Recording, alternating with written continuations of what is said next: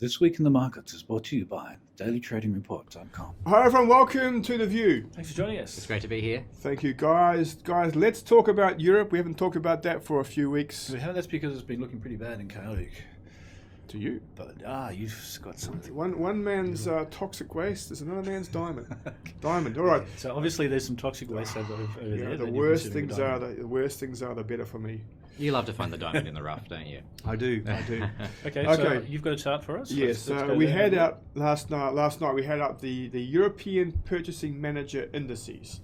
Now, okay, it's just a point in time, but big deal. Here it is here. So it's coming well ahead of expectations, well ahead. So this is purchasing managers' expectations of how much stuff they're going to buy.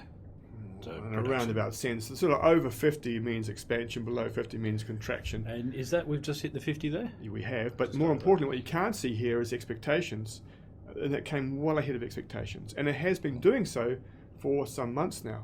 So there's an upward trend in economic activity in Europe. Well, I would say it's less worse than expected. Okay, let's not say an upward trend. Damning with faint praise. but that's, so now, the market can respond very well indeed to less worse than expected. That can lead to a lot of upside surprise in the stock market. And that's exactly what we've had in the S&P 500 in like the last 4.5 years. Yeah. So all that Europe really has to do is not get it worse than what the market's sort of overly pessimistic view has of it. Correct. Exactly correct. Yeah.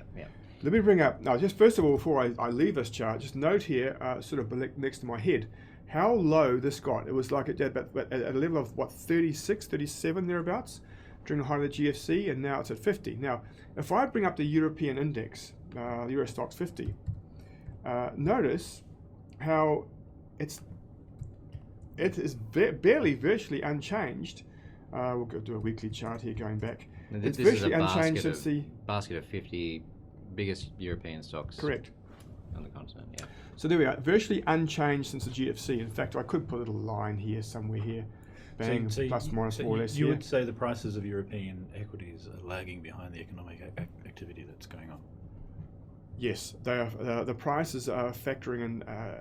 Reality is things are not that bad in Europe, but the prices of equities are factoring in, a lot worse than what's There's a trading opportunity there. That's it. There's a mismatch between reality and what's been priced in. And when I look at this chart, it's not an example of one that looks like it wants to go down. Despite the constant pessimism, this chart still hasn't gone down. Well, what we ask then will make it go down. Let's go back 6 months, go back 12 months, 18 months, and we've had this, like a bearish roar of the crowd, and it hasn't gone down. The markets seem to have worked through it. So and again, looks like it wants to go higher. If it hasn't gone down now, it's not going to go down anytime soon. So if you've got a bullish view, how would you apply that? What would you be looking to ultra long-term options? But this is what really excites me about this market. Okay, I'm excited. It's cheap. Okay, price-to-book ratio about 1 times thereabouts, etc., etc. But I can buy these options going out to December 2018 expiry on this index. Some 5 years. 5.5 years. 5.5 years. And we know what a market can do in 5.5 years. Look what's happened to the S&P 500. It's like the last 4 years, it's up 100% plus. The biggest bull market nothing's ever been.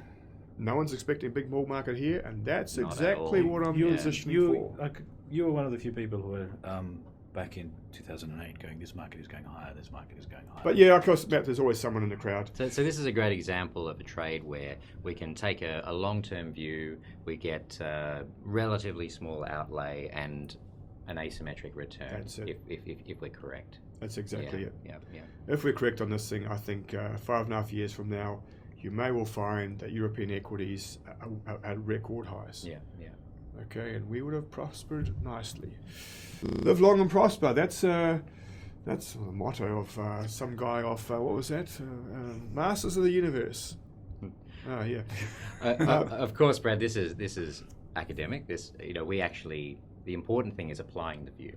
Exactly. The important thing is actually knowing how to take a position in something like this. Now, you do a great job on the dailytradingreport.com of explaining exactly how we could do that, and via options, the other methods as well.